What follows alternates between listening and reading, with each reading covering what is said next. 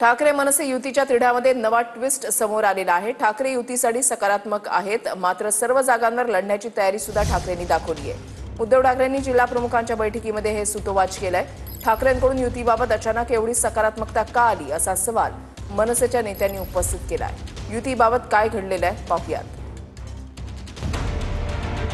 ठाकरे मनसे युतीचा तिढा, ठाकरे सकारात्मक, मनसेच्या मनात सवाल। शिवसेनेच्या वर्धापन दिनी ठाकरेंनी मनसे युतीसाठी सकारात्मक असल्याची घोषणा केली आहे। आज जिल्हा प्रमुखांच्या बैठकीत देखील मनसे युतीबाबत आपण सकारात्मक असल्याचं उद्धव ठाकरे म्हणाले। ठाकरेंकडून युतीसाठी सतत सकारात्मक असल्याचे संदेश जात असतानाच मनसेनं मात्र सवाल उपस्थित केले। माझा वेगळा प्रश्न, आज त्यांचे 20 आमदार आले, हे जर 60 आमदार आले असते तर एवढे सकारात्मक खालचे शिवसैनिक तरी असते का? मग 2017 जेव्हा आम्ही प्रस्ताव दिला तेव्हा त्यांचे शिवसैनिक तेवढे का सकारात्मक नव्हते? आम्ही जेव्हा 2014ला प्रस्ताव दिला तेव्हा त्यांचे शिवसैनिक का सकारात्मक नव्हते? तेव्हा त्यांच्या कार्यकर्त्यामध्ये का उत्साह नव्हता? त्यावेळेला योग्य वेळ असेल त्यावेळेला योग्य तो निर्णय ते घेतील, पण रोज उठून सकारात्मक आहे आता काहीतरी। त्याच्या आधी कधी विचारलं शरद पवारांबरोबर जायचं? विचारलं शरद पवार साहेबांबरोबर जाऊ का, काँग्रेस बरोबर जाऊ का, तेव्हा बैठका घेतल्या का नगरसेवकांच्या का आमदारांच्या?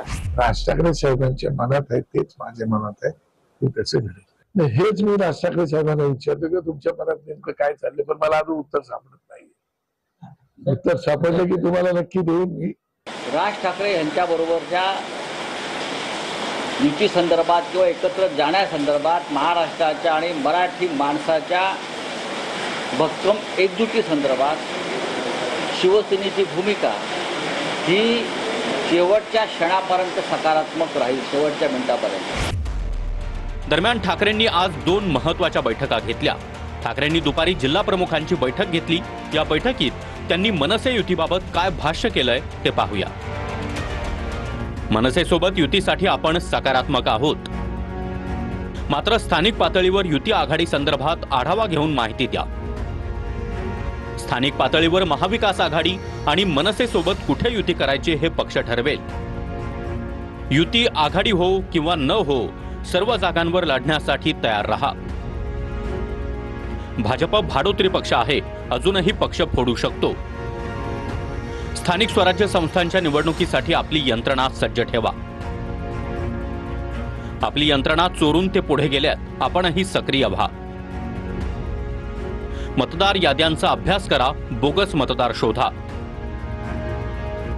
गटप्रमुखांनी 40 लाख मतदार कसे वाढले ते तपासा।